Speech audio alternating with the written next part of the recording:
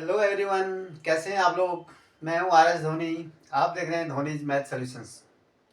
आज के इस वीडियो में हम लोग जो आपका चैप्टर नंबर 14 है और लास्ट चैप्टर भी है, ठीक है, उस पर बेस्ड कुछ एसेशनिज्म क्वेश्चन देखेंगे, जो कि हमारी एक हमने सीरीज शुरू की है और अल्टीमेटली हम लोग आज लास्ट चैप्टर में आ चुके हैं, ठीक है ना। इससे पहले चैप्टर 13 चैप्टर्स के हमने एसेशनिज्म क्वेश्चन जो बेस्ड चैप्टर वाइज जो है सारे डिस्कस करके वीडियो बना रखे हैं, ठीक है। उसको आप ज़रूर देखें और मुझे उम्मीद है आप लोगों ने देख लिया होगा, क्योंकि आपका एक बहुत इंपॉर्टेंट पार्ट है ये एग्जामिनेशन के हिसाब से, ठीक है ना।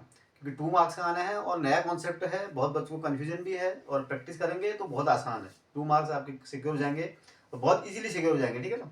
तो आपको प्रैक्टिस करनी है और चैप्टर नंबर 1 को मैं कहूँगा जो मैंने वीडियो बनाई है उसको आप ज़रूर देखें, क्योंकि उसमें काफ़ी विस्तार से जो है बताया गया है कि कॉम्प्रिहेंसिवली जो है डिस्कस किया गया है कि ये एसेशनिज्म क्वेश्चन क्या होते हैं, ठीक है ना, कैसे इनको हैंडल करना चाहिए, क्या इसका ऑब्जेक्टिव है, क्यों आखिर बोर्ड ने दिया इनको, ठीक है ना। बोर्ड ने इंट्रोड्यूस किया तो कोई तो ऑब्जेक्टिव होगा ना दिमाग में कि आखिर कुछ ना कुछ तो बच्चों के फायदे के लिए चीज़ दी होगी। तो उसको आप ज़रूर देखें। और जाने से शुरू करने से पहले मैं आपको एक बार फिर रिक्वेस्ट करूँगा कि वीडियो को अगर आप पसंद करते हैं और कुछ फ़ायदा होता है तो उसे लाइक ज़रूर करें और शेयर करें अपने फ्रेंड्स के साथ। और अगर अभी तक भी अगर आपने चैनल को सब्सक्राइब नहीं किया है, यानी आप चैनल में नए हैं, तो आप चैनल को सब्सक्राइब जरूर करें, ठीक है ना। तो शुरू करते हैं। एसेशन क्वेश्चन यहाँ पर सबसे पहले बेसिकली मैं आपको बता दूं एसेशन क्या होता है। एसेशन मीन एक स्टेटमेंट आपको दिया होगा, जो आपको जो एग्जामिनेशन फॉर्मेट में आना है वो एसेशन होगा, रीजन होगा उसमें और 4 ऑप्शंस होंगे। आपको वन ऑफ द 4 ऑप्शन में से एक आपको टिक करना है, ठीक है ना। You have to tick one of the 4 options, ठीक है ना। तो आप कैसे टिक करेंगे आप उसको, वो मैं आपको डिस्क्राइब कर रहा हूँ, ठीक है ना। तो सबसे पहले एसेशन को देखना है आपको। एसेशन में होता है स्टेटमेंट, आपको उसकी ट्रू या फॉल्स की होने की आपको ले चेक करना है उसको, वेदर इट इज ट्रू और फॉल्स, वैलिडिटी चेक करनी है, ठीक है ना। अगर once it is true it means you have to check the reason part. तो रीजन पार्ट को भी आपको चेक करना है वेदर इट इज ट्रू और फॉल्स। अगर वो ट्रू है तो आपको चेक करना है कि whether the reason is correctly explaining the assertion और नॉट, या सपोर्टिंग और नॉट, और जस्टिफाइंग द assertion और नॉट। मतलब आपको देखना है कि रीजन जो है वो assertion को सपोर्ट कर रहा है, जस्टिफाई करता है, तो ठीक है ना। तो इस तरीके से आप करेंगे। अगर assertion फॉल्स हो गया तो फिर आपका काम वहीं रुक जाता है, आपको कुछ नहीं करना फिर आगे। इस तरीके से अगर रीजन फॉल्स हो गया तो फिर आपको चेक करने की जरूरत नहीं है, आपको रीजन फॉल्स वाला ऑप्शन आपको टिक करना है। तो ए ऑप्शन कब होगा, when reason is assertion is true, reason is true, as well as the reason is correctly explaining the assertion। तब इस केस में आप कौन सा आंसर टिक करेंगे, ए। बी कब करेंगे, जो सबसे ज्यादा बच्चों के लिए कॉम्प्लिकेशन वाला ऑप्शन है वो बी ही है, ठीक है। तो बी कब करेंगे, when assertion is true, reason is true, but the reason is not correctly explaining the assertion, ठीक है ना। सी कब करेंगे, जब आप assertion ट्रू है लेकिन आपका रीजन फॉल्स है। और डी कब करेंगे, तो सबसे आसान है, जब assertion इज फॉल्स हो गया फिर आपको रीजन चेक करने की जरूरत नहीं है कि वो ट्रू है या फॉल्स है, ठीक है। तो इस तरीके से आप ऑप्शन आपको टिक करने हैं, जो आप लोगों को अच्छी तरह समझ गए होंगे अभी तक, क्योंकि आप लास्ट चैप्टर में हम लोग आ चुके हैं। तो ठीक है, तो शुरू करते हैं यहाँ से कि पहले assertion का आप स्टेटमेंट पढ़ते हैं, ठीक है। 2 coins are tossed simultaneously. The probability of betting at least one head is 3/4. ये क्वेश्चन है आपको चेक करना है। ये स्टेटमेंट है, सॉरी क्वेश्चन नहीं है, दिस इज अ स्टेटमेंट, ठीक है ना। तो आपको चेक करना है कि ये ट्रू है या फॉल्स है। तो कैसे करेंगे, हम प्रोबेबिलिटी निकाल लेंगे और वो 3/4 आती है तो ट्रू है, नहीं आता है तो ठीक ठीक है ना, ठीक है। तो 2 कॉइन्स आर टॉस, तो सबसे अगर आप 2 कॉइन टॉस करते हैं तो आपके नंबर ऑफ कौन कौन से आउटकम्स होते हैं, तो पॉसिबल आउटकम्स क्या होंगे आपके,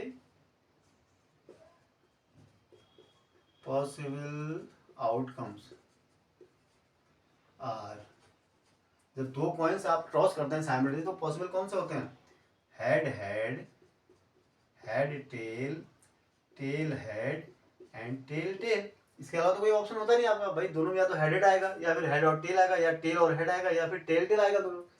तो all possible combination are, all possible outcomes are H S, S T, T H and T T. कितने हो गए, 4। कितने हैं ये, 4 है ना।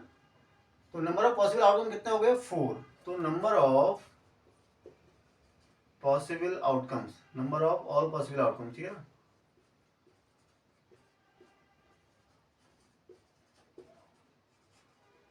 इज इक्वल टू 4 है। तो अब आपको क्या निकालना है, getting at least one head, at least one head. देखो लैंग्वेज को बहुत ध्यान समझना है। Getting exactly 2 head, getting at least two head, getting at most two head, ये आप जानते हैं, आपने क्वेश्चन जब प्रैक्टिस की होगी तो आपको इस अच्छी तरह समझ में आ जाना चाहिए कि तीनों की प्रोबेबिलिटी अलग अलग होती है, तीनों में जो फेवरेबल आउटकम्स होते हैं वो अलग अलग होते हैं। तो हमें क्या देखना है यहाँ पर, number of probability of getting at least one head, मतलब तो हमें उसकी पहले नंबर ऑफ फेवरेबल आउटकम निकालने पड़ेंगे एटलीस्ट वन हेड। तो नंबर ऑफ फेवरेबल आउटकम क्या हो जाएंगे देखो, यानी एटलीस्ट वन हेड आने के कितने तरीके हैं उसमें, ये हम देखेंगे, ठीक है ना। Number of favourable outcomes,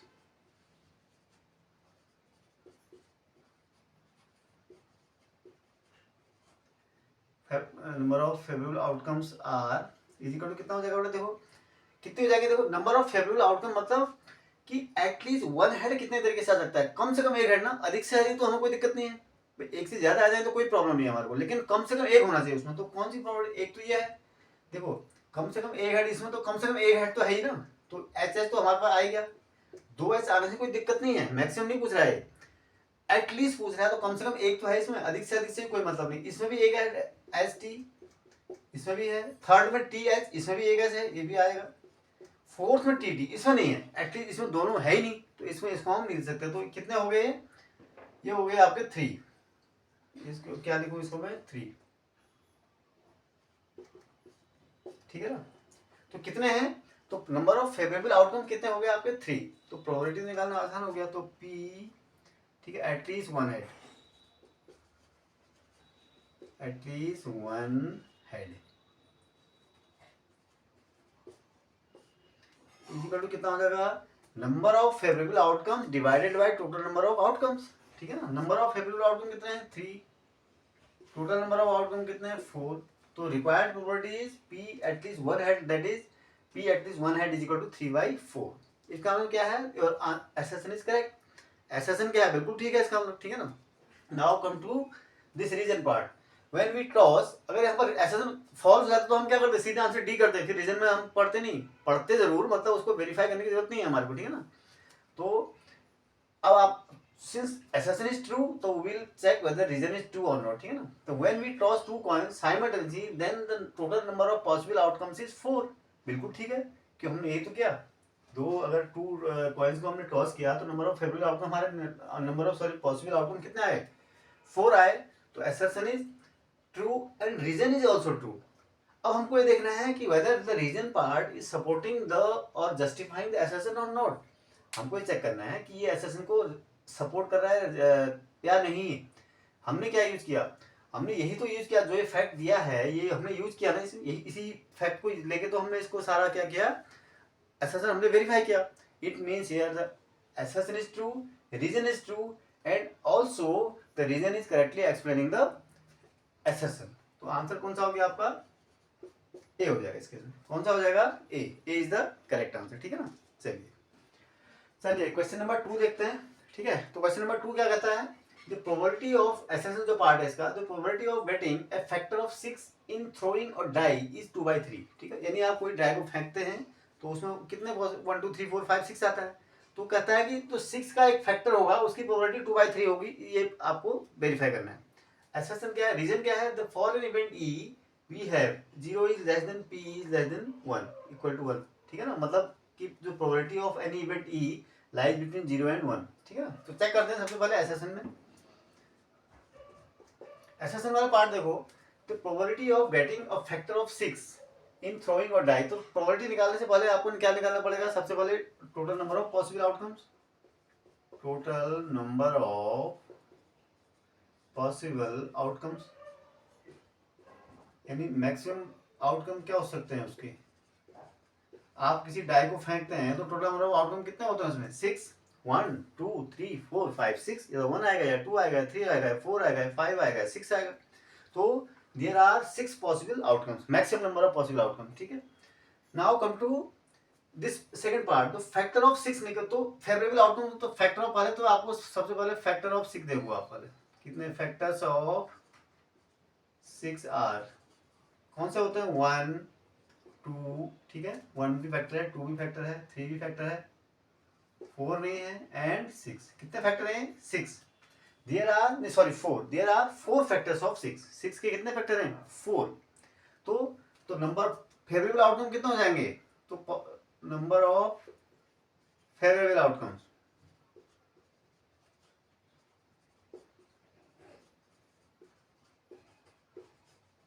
number of favourable outcome कितना हो गया, 4 हो गए ना, यानी 4 ही तो आ सकते हो उसमें, या 1 है 2 है 3 है 6 है, ठीक है ना, 4 हो गए। तो P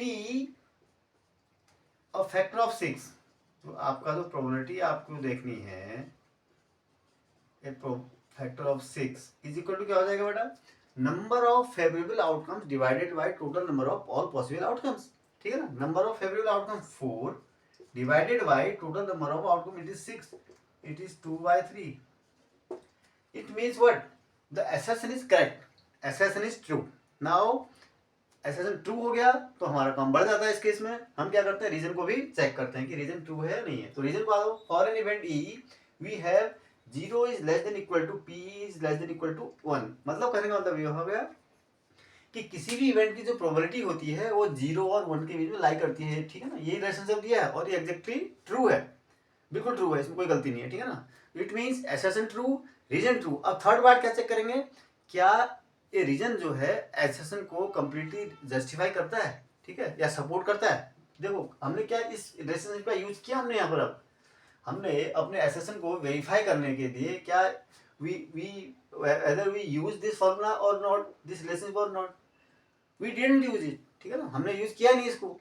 तो क्या मतलब हुआ कि assertion is true, reason is true, but the reason part is not correctly supporting or justifying the assertion, ठीक है ना, not correctly explaining the assertion. It means the answer is कौन सा हो जाएगा, सबसे जो डिफिकल्ट वाला ऑप्शन कौन सा, बी। बस इसी में गड़बड़ होनी है, ठीक है। तो आंसर इज बी, ठीक है ना। क्यों, क्योंकि assertion ट्रू है, रीजन ट्रू है, बट रीजन का assertion से कोई रिलेशन ही नहीं है, ठीक है ना, कोई जस्टिफाई नहीं करता इसको, ठीक है ना। तो it in the answer is B, ठीक है। चलिए क्वेश्चन नंबर 3 देखते हैं, ठीक है। क्वेश्चन नंबर 3 में क्या कहता है, देखो आप पहले एसेशन पढ़ो। अ card is drawn from a well shuffled pack of 52 playing cards, ठीक है ना। 52 आपको पता है कि एक पैक में 52 कार्ड्स होते हैं, ठीक है ना। The probability that it is an S is 1/4, ये आपको वेरीफाई करना है कि ये 1/4 होगी नहीं प्रोबेबिलिटीज की। और रीजन में दिया है P E is equal to number of outcomes favourable to E divided by total number of possible outcome. ये तो ठीक है रीजन, ठीक है ना। तो वेरीफाई करते हैं एसर्शन को, ठीक है। A card is drawn from a well shuffled, तो इसके लिए क्या होगा, सबसे पहले तो आपको number of possible outcomes, number of all possible outcome कितने हो जाएंगे बेटा भाई, 52 प्लेइंग कार्ड्स होते हैं तो 52 होंगे ना, ठीक है ना। ये तो आप जानते हैं जैसे पैक में, पैक ऑफ कार्ड्स में कितने नंबर ऑफ कार्ड्स होते हैं 52, तो आपके 52 पॉसिबल नंबर आउटकम्स हो गए, ठीक है। अब क्या करना है आपको, एन एस इज ड्रॉन, तो एस निकालने की, तो favourable number of favourable outcomes,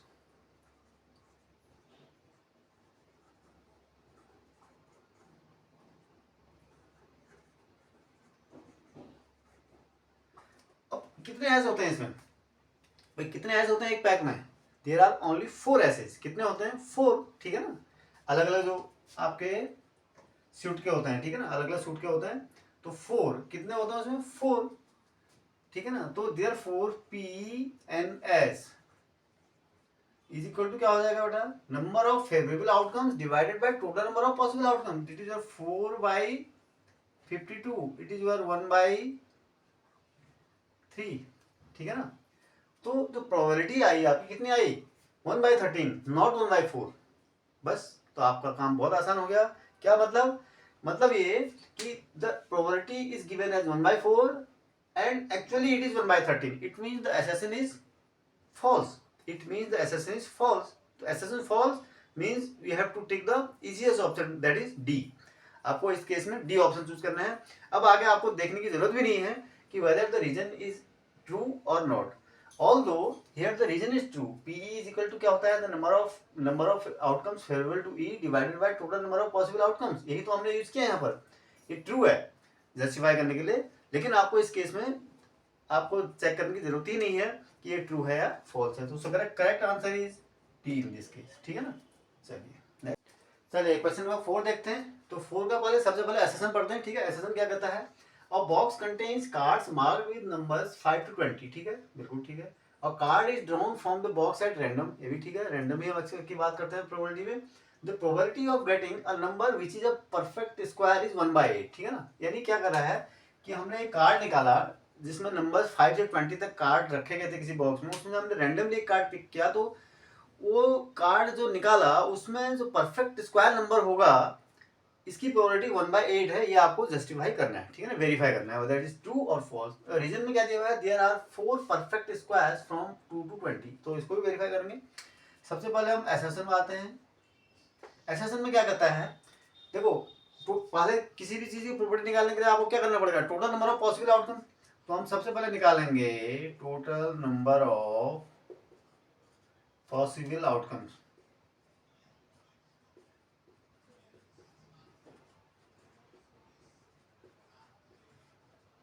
क्या हो जाएगा बेटा, कहाँ से कार्ड रखे गए 5 to 20, तो नंबर ऑफ कार्ड कितने होंगे 20 - 5 + 1, 20 - 5 कितना होंगे 15, 15 + 1 16, यानी 16 कार्ड रखे ना हमने, 5 से लेकर 20 तक कार्ड रखे हैं, तो इसका मतलब नंबर ऑफ कार्ड कितने हैं 16, तो टोटल नंबर ऑफ पॉसिबिलिटी तो इतनी होगी, total number of possible outcome तो 16 ही होगा, ठीक है। अब number of favourable outcomes, number of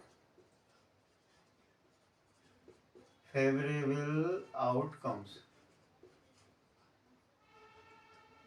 is equal to, देखो नंबर ऑफ फेवरेबल आउटकम का मतलब क्या निकालना है आपको, getting a number which perfect square, यानी 5 से 20 के बीच में कितने परफेक्ट स्क्वायर होंगे, आपको यही तो निकालना है। 5 से 20 के बीच में कौन कौन से परफेक्ट स्क्वायर होते हैं, 5 से 20 के बीच में एक होगा 9 और होगा 16, ठीक है ना, यानी कितने हो गए 2। दो 5 नंबर ऑफ फेवरेबल आउटकम कैसे निकालोगे आप, आपको देखना है कि 5 से 16 के बीच में, 5 से 20 के बीच में कितने परफेक्ट स्क्वायर है, एक 4 होता है, एक 9 होता है, 1 आपने छोड़ दिया और वहां से आगे उसके बाद जो है फिर 16 के बाद 25 होता है, ठीक है ना। तो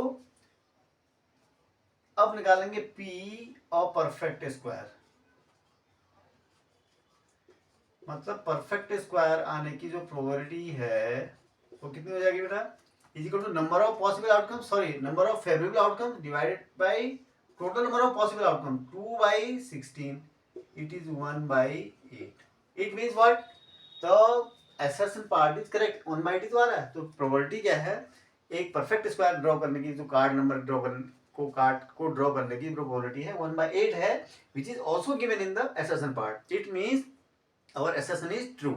now we will come to reason part। Reason part में देखते हैं क्या है ट्रू है, there are 4 perfect square from 2 to 20, 2 से लेकर 20 तक कितने परफेक्ट स्क्वायर है, कहता है 4, बिल्कुल ट्रू है फॉल्स है, देखो 2 से लेकर 20 तक कितने होंगे, 2 से लेकर 4, ठीक है, 9 एंड 16, और तो कोई होता नहीं 3 है, तो इट मीन्स कितने हैं, इट मीन्स 4 नहीं बल्कि कितने हैं 3 है, ओनली कितने हैं इसमें 3 परफेक्ट स्क्वायर है।